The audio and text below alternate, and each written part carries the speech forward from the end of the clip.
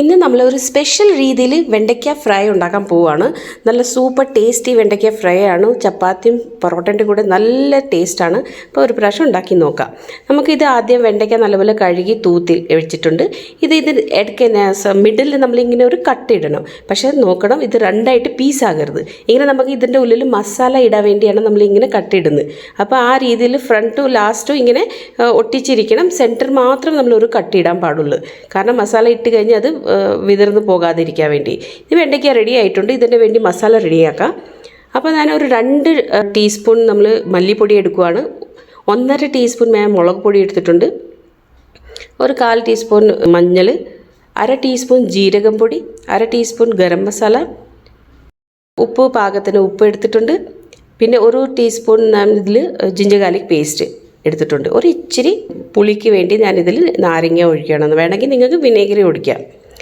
നല്ലപോലെ മിക്സാക്കി കഴിഞ്ഞ് ഒരു ചെറുതായിട്ട് ഇച്ചിരി വെള്ളം ഇട്ട് ഒരു നല്ല ടൈറ്റ് ഡോ പോലെ തയ്യാറാക്കി വെച്ചേക്കാം.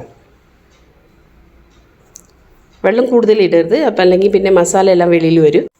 ഇനി നമുക്ക് ഈ മസാല ഈ വെണ്ടയ്ക്കയിൽ ഫിൽ ചെയ്യാം. അപ്പം നമ്മൾ നടുക്കെ ഈ കട്ടിയിട്ടില്ലേ, അതിൽ ചെറുതായിട്ട് ഇങ്ങനെ മസാല ഇട്ട് കൊടുക്കണം. കൂടുതൽ പ്രസ് ചെയ്യരുത്, അത് പൊട്ടരുത്. മസാല ഇട്ട് കഴിഞ്ഞ് ഇച്ചിരി ഇത് നെക്കി അതിൻ്റെ എക്സ്ട്രാ മസാല മാറ്റി വെച്ചേക്കണം. ഇങ്ങനെ ഓരോന്ന് എല്ലാം വെണ്ടയ്ക്കയിൽ നമ്മൾ മസാല ഇട്ട് കൊടുക്കണം.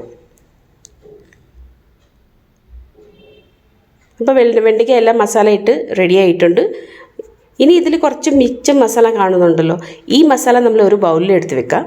കുറച്ച് അതിൽ വെള്ളം ഇടാം.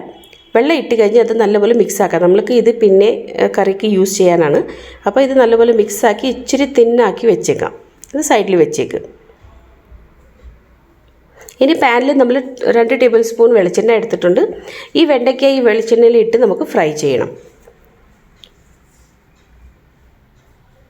അപ്പോൾ ഒരു മീഡിയം ഫ്ലെയിമിൽ നമ്മൾ ഒരു 2-3 മിനിറ്റ് ഇത് ഫ്രൈ ചെയ്യാം. ഒരു 2-3 മിനിറ്റ് ഇത് ഒരു സ്ലൈറ്റായിട്ട് ഇത് നല്ലപോലെ ഫ്രൈ ആയി കിട്ടും. അപ്പോൾ അത് നേരെ വെച്ചേക്കാം. നമുക്കിത് മൂടി വെക്കണമെന്നില്ല. ഇനി ഇത് ഫ്രൈ ആയി കഴിഞ്ഞ് നമ്മളൊരു സ്പൂണിൻ്റെ ഹെൽപ്പ് വെച്ച് ഇത് ഫ്ലിപ്പ് ചെയ്യാം. അപ്പോൾ രണ്ടാമത്തെ സൈഡ് കൂടി നല്ലപോലെ ഫ്രൈ ആവാൻ വേണ്ടി ഫ്ലിപ്പ് ചെയ്ത് വെച്ചേക്കാം.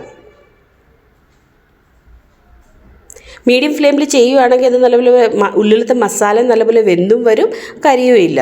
അല്ല ഫുൾ ഫ്ലെയിം ആണെങ്കിൽ അത് മൊത്തം കരിഞ്ഞു പോകും, ഉള്ളിൽ മസാല വേകില്ല. അതുകൊണ്ടാണ് ഞാൻ പറഞ്ഞ് മീഡിയം ഫ്ലെയിമിൽ ചെയ്താൽ മതി. ഇപ്പം കേട്ടോ ഇച്ചിരി മസാലയൊക്കെ നല്ലപോലെ വെന്ത് 2 സൈഡിൽ നല്ലപോലെ ഫ്രൈ ആയിട്ടുണ്ട്. ഈ സമയം നമ്മൾ ആ ഒരു ബൗളിൽ മസാല മാറ്റി വെച്ചില്ലേ, ആ മസാല ഇങ്ങനെ ഒഴിച്ച് കൊടുക്കുക. ഈ മസാല ഇങ്ങനെ ഒഴിച്ച് കൊടുക്കുന്നത് എന്തിനാണെന്ന് പറഞ്ഞാൽ നമ്മൾ ഈ വെണ്ടയ്ക്കേൻ്റെ ഉള്ളിൽ നല്ലപോലെ മസാലയുണ്ട്, പക്ഷേ അത് വെളിയിലും മസാല ഒരു നല്ലപോലെ കോട്ടാവാൻ വേണ്ടിയാണ് നമ്മളിങ്ങനെ ഇടുന്നത്. ഈ മസാല നല്ല ഫുൾ ഫ്ലെയിമിൽ തന്നെ നിങ്ങൾ ഇത് ഫ്രൈ ചെയ്ത് വരും. അപ്പോൾ ഇങ്ങനെ വെള്ളം മൊത്തം പോയി ആ മസാല മൊത്തം വെണ്ടയ്ക്കേൻ്റെ മേലെ കോട്ടായി വരും. അപ്പോൾ ഇത്ര ഈസിയാണ് ഈ വെണ്ടയ്ക്ക ഫ്രൈ. ഒത്തിരി ഈസി സ്റ്റെപ്സ് വെച്ച് നമ്മളിത് റെഡിയാക്കിയിട്ടുണ്ട്. നല്ല സൂപ്പർ ടേസ്റ്റാണ്. ചപ്പാത്തി പൊറോട്ടയുടെ കൂടെ എക്സലൻ്റ് ആണ്. ഒരു പ്രാവശ്യം ഉണ്ടാക്കണം.